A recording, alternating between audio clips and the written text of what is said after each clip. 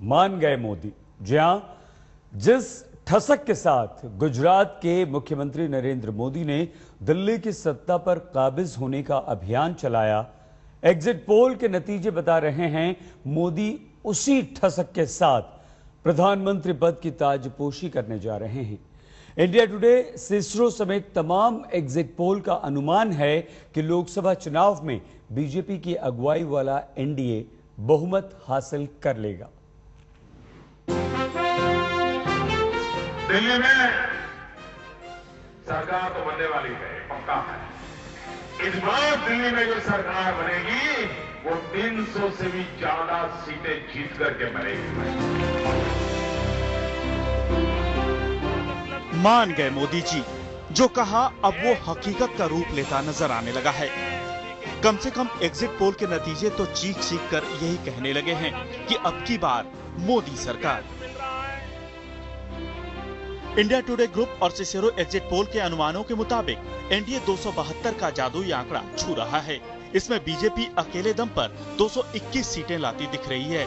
UPA 115 सीटों पर सिमटती नजर आ रही है, जबकि एग्जिट पोल के अनुमानों के मुताबिक कांग्रेस अब तक का सबसे खराब प्रदर्शन करने जा रही है। कांग्रेस 85 सीटों पर सिमटती दिख रही है।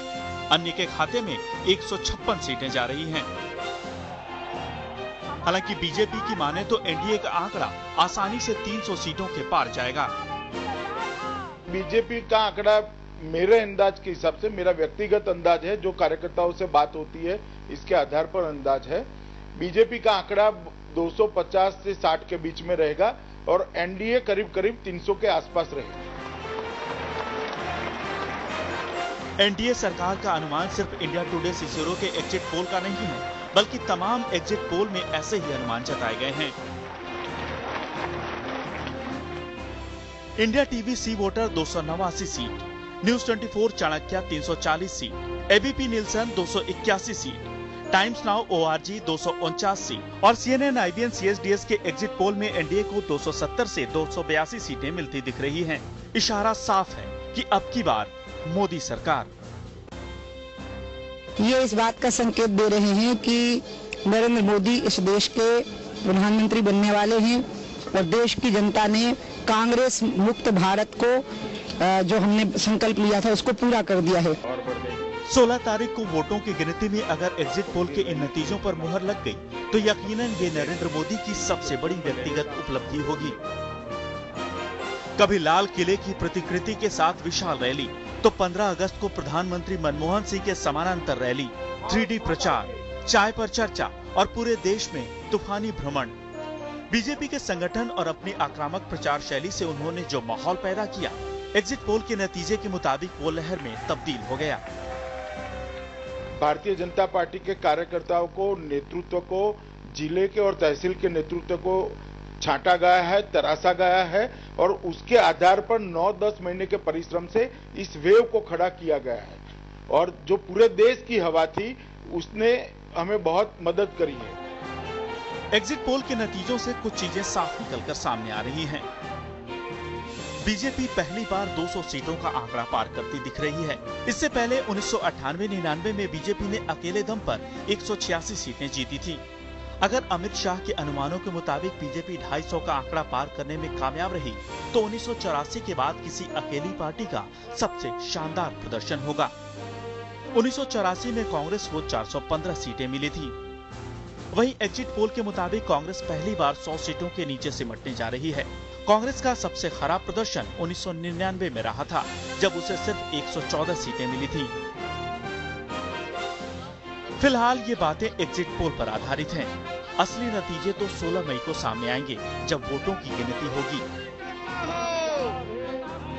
आज तक ब्यूरो। इंडिया टुडे ग्रुप और सिस्रो के एग्जिट पोल के अनुसार उत्तर प्रदेश और बिहार की 120 सीटों में बीजेपी बेहतरीन प्रदर्शन करने जा रही है। एग्जिट पोल के अनुसार बीजेपी को इन दोनों राज्यों में 81 सीटें मिलने की उम्मीद है। सियासी गलियारों में ये बात हमेशा से साफ रही है कि दिल्ली के तख्त पर वही विराजेगा जो यूपी और बिहार को साधने में कामयाब होगा।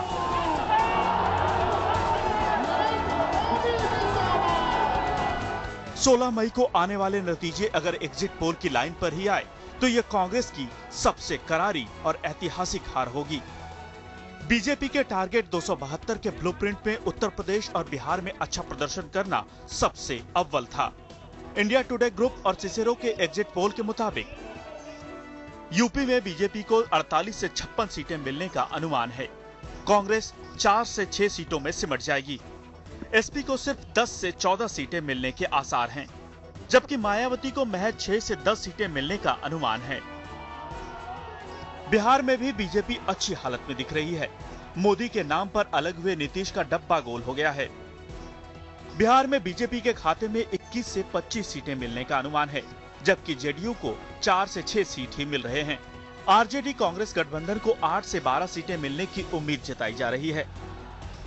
जाहिर है पार्टी ने मिशन 120 यानी उत्तर प्रदेश और बिहार के सीटों पर अच्छा खासा प्रदर्शन किया है। सर्वे के मुताबिक एनडीए को इन दोनों राज्यों में 81 सीटें मिल रही हैं। एनडीए ने इन दोनों राज्यों में सफलता पाने के लिए बेहद सटीक रणनीति बनाई। पहली रणनीति, मोदी के सबसे भरोसेमंद सिपहसालार अमित शाह को उत्तर प्रदेश का प्रभारी बनाया गया। अमित शाह ने पार्टी का प्रचार अयोध्या से शुरू किया। दूसरी रणनीति, अमित शाह ने उत्तर प्रदेश में पार्टी के प्रति खोए विश्वास को लौटाने के लिए हर बूथ और हर गांव तक संपर्क साधा। बीजेपी की पूरी कड़र, सबसे वरिष्ठ कार्यकर्ता से लेकर बूथ का कार्यकर्ता इस बार उत्तर प्रदेश में भारतीय जनता पार्टी को पुनर्जीवित करके फिर से मुख्य पार्टी बनाने के लिए लगा हुआ था। और भारतीय जनता पार्टी के नेता नरेंद्र मोदी और भारतीय जनता पार्टी के प्रति एक हकारात्मक सोच उत्तर प्रदेश की जनता में क्रिएट करने में हम सफल रहे। और एक लहर थी जो नरेंद्र मोदी की देश भर की, इसका भी हमें बहुत बड़ा फायदा मिला है। तीसरी रणनीति, लेकिन बीजेपी का यूपी को साधने का सबसे बड़ा मास्टर स्ट्रोक नरेंद्र मोदी को यूपी से चुनाव लड़ाने का फैसला था। जाहिर है इस फैसले ने तस्वीर बदल दी। नरेंद्र मोदी को वाराणसी से टिकट देकर पार्टी ने पूर्वांचल और बिहार के 40 सीटों पर सीधा असर डाला। चतुष्कोणीय जंग में हम 20% से ज्यादा वोट शेयर बढ़ाने जा रहे हैं और 40 से ज्यादा सीटें बढ़ाने जा रहे हैं। मैं मानता हूं कि ये पूरे हिंदुस्तान में बीजेपी की जो इंक्रीज है उसमें स्टेट वाइज अगर देख ले तो ये सबसे ज्यादा अच्छा है। बिहार में नीतीश कुमार को मोदी को खारिज करना भारी पड़ गया। सर्वे में जेडीयू 5 सीटों में सिमटती नजर आ रही है। नतीजा ये कि दिल्ली में कमल खिलना अब तय है। आज तक ब्यूरो। लोकसभा चुनाव के नतीजे आने अभी बाकी हैं, लेकिन सियासी गतिविधियां ये बताती हैं कि नरेंद्र मोदी को प्रधानमंत्री मान लिया गया है। कल दिन भर मोदी से मिलने वालों की लाइन लगी रही। शरद पवार के पुराने सहयोगी पी संगमा ने मोदी के समर्थन का वादा किया तो बीजेपी की तरफ से संकेत दिए गए कि बाकी दलों के लिए उनके दरवाजे खुले हैं। एक तरफ 41 सीटों पर 9वें और आखिरी दौर का मतदान खत्म हुआ, दूसरी तरफ गांधीनगर में मोदी के घर पर मिलने वालों का तांता लग गया। लोकसभा के पूर्व स्पीकर और नेशनल पीपल्स पार्टी के अध्यक्ष पीएस संगमा अपनी बेटी अगाथा के साथ मोदी के दर हाजिर थे। मुलाकात के बाद संगमा ने मोदी को भावी पीएम के रूप में संबोधित किया। माहौल तो आज नहीं है, पिछले 2 महीने से माहौल हो रहा है। माहौल तो एनडी का ही माहौल है, मोदी साहब का ही माहौल है और इसमें कोई शक नहीं है। आज आपका विजिट रहा, मीटिंग रही सीएम के साथ, किस तरह से क्या? हाँ, सीएम का साथ तो आस है, लेकिन फ्यूचर प्राइम मिनिस्टर का साथ ही मीटिंग हुआ है आज। संगमा से मोदी की ये मुलाकात काफी अहम है। Sangma north east regional political front की अगुवाई करते हैं। उन्होंने मोदी से समर्थन का वादा किया। मोदी भी सरकार बनाने के बाद नॉर्थ ईस्ट में विस्तार चाहेंगे। ऐसे में संगमा का साथ उनके सपनों को साकार कर सकेगा। बहरहाल मोदी के घर पर सुबह से मेल मुलाकातों का सिलसिला जारी था। संगमा से पहले छत्तीसगढ़ के सीएम रमन सिंह मोदी से मिले। करीब 2 घंटे तक बातचीत हुई। चुनाव का परिणाम निकलने वाला है और प्रधानमंत्री नरेंद्र मोदी जी बनेंगे। इसी संदर्भ में मैंने कहा कि हम सबकी ओर से उनको एक अच्छा सा गुलदस्ता भेंट करें और बहुत बढ़िया ढोकला भी खाया हो। बीजेपी के पूर्व अध्यक्ष नितिन गडकरी भी मोदी से मिलने वालों में शामिल थे। मुलाकात से बाहर निकले तो प्लान मोदी का खुलासा कर दिया। जो भी पार्टी हमारे साथ आना चाहती है उनको सबको साथ में लेकर जाना, यही हमारा स्वभाव रहा है, यही हमारा कैरेक्टर रहा है और अटल बिहारी वाजपेयी जी ने हमको यही विरासत में दिया है। उसी के आधार पर नरेंद्र भाई के नेतृत्व में हम आगे जाएंगे, यही हमारी बात पक्की। और आज मेरी उनसे जब चर्चा होगी तो उन्होंने भी इस बात को दोहराया है। चुनाव से पहले दक्षिण में मोदी ने छोटे छोटे दलों के साथ गठबंधन किए थे। लगता है नतीजों के बाद भी मोदी उसी रणनीति पर आगे बढ़ने वाले हैं। वैसे भी गठबंधन के जमाने में जितने ज्यादा दोस्त हों उतना ही अच्छा है। गाढ़े वक्त में दोस्त ही तो काम आते हैं। अहमदाबाद से गोपी घांगर के साथ आज तक ब्यूरो।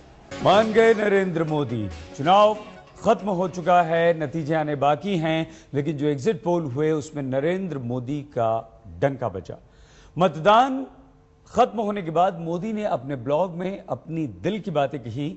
मोदी ने चुनाव आयोग से लेकर चुनाव कार्य के दौरान शहीद हुए लोगों के परिवार वालों को याद किया, साथ ही चुनाव के दौरान तीखी बयानबाजी पर भी अपनी सफाई दी। 41 सीटों पर अंतिम दौर का मतदान खत्म होने के बाद बीजेपी के प्रधानमंत्री पद के उम्मीदवार नरेंद्र मोदी ने अपने ब्लॉग में अपने दिल की बात लिखी है। मोदी ने चुनाव के वक्त बेहद तल्ख टिप्पणी और वार पलटवार पर सफाई दी है। मोदी ने लिखा, मिलजुल कर चलने की उस भावना को फिर से कायम करने का समय है जो प्रचार अभियान के दौरान अस्थायी तौर पर खत्म हो गई थी। अपनी रैलियों में चुनाव आयोग पर हमला करने वाले मोदी अब आयोग को चुनाव के सफल संचालन के लिए बधाई दे रहे हैं। मोदी ने उन परिवारों के प्रति अपनी गहरी संवेदना भी व्यक्त की जिनके किसी सदस्य की मौत चुनाव ड्यूटी के दौरान हो गई थी। इसके साथ ही आम चुनाव 2014 को मोदी कई मायनों में ऐतिहासिक बता रहे हैं। मोदी ने कांग्रेस के लिए लिखा, आमतौर पर सत्तारूढ़ पार्टी चुनाव प्रचार का एजेंडा तय करती है, लेकिन पहली बार ऐसा नहीं हुआ। एजेंडा तय करने से काफी दूर सत्तारूढ़ पार्टी न सक्रिय रही और न ही उत्तरदायी। वो पूरे प्रचार के दौरान प्रतिक्रियाशील रही। एनडीए आम चुनाव में विकास और सुशासन के एजेंडे के तहत उतरी थी, लेकिन प्रचार के दौरान जैसे जैसे पारा गर्म हुआ तमाम और मुद्दे इसमें शामिल होते गए। मोदी कहते हैं, मुद्दों से विचलित करने के प्रयास किए गए, लेकिन हम अडिग रहे। बीजेपी ने इस चुनाव में शहरों में रहने वाले मध्यम वर्ग से जुड़ने के लिए सोशल मीडिया का जमकर सहारा लिया। पार्टी की नजर युवाओं की भीड़ पर थी। मोदी ने सोशल मीडिया की सराहना करते हुए लिखा, सोशल मीडिया की वजह से कई नेताओं के झूठे और फर्जी वादे उनके रैली के मंच से बाहर नहीं जा सके। सोशल मीडिया को ज्यादा शक्ति देने की जरूरत है। मोदी ने राजनीतिक दलों से भी अपील की। राजनीतिक दलों और उम्मीदवारों की अलग अलग विचारधाराएं हैं, लेकिन हमारा लक्ष्य एक है, भारत के लिए काम करना और हमारे युवाओं की आकांक्षाओं को पूरा करना है। मोदी ने चुनाव के दौरान 3 लाख किलोमीटर का सफर तय किया। 196 जगहों पर सीधे रैली कर प्रचार किया। मोदी अपने इस अनुभव को साझा भी कर रहे हैं। प्रचार के दौरान मुझे लोगों से मिलने का अवसर मिला। मैं स्थानीय मुद्दों को समझ सका। मैंने लोगों को समझने और उनसे जोड़ने की कोशिश की। ये सब करते वक्त मुझे बहुत अच्छा लग रहा था।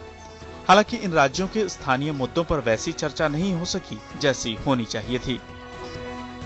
मोदी ने लोगों को 16 मई के लिए शुभकामनाएं दी और एक भारत और सशक्त भारत के लिए अपनी प्रबल इच्छा शक्ति को जाहिर किया। कुल मिलाकर इस ब्लॉग के जरिए मोदी ने चुनाव के दौरान अपने खट्टे मीठे अनुभवों को लोगों से साझा किया और देश के अच्छे भविष्य की कामना की है। आज तक ब्यूरो।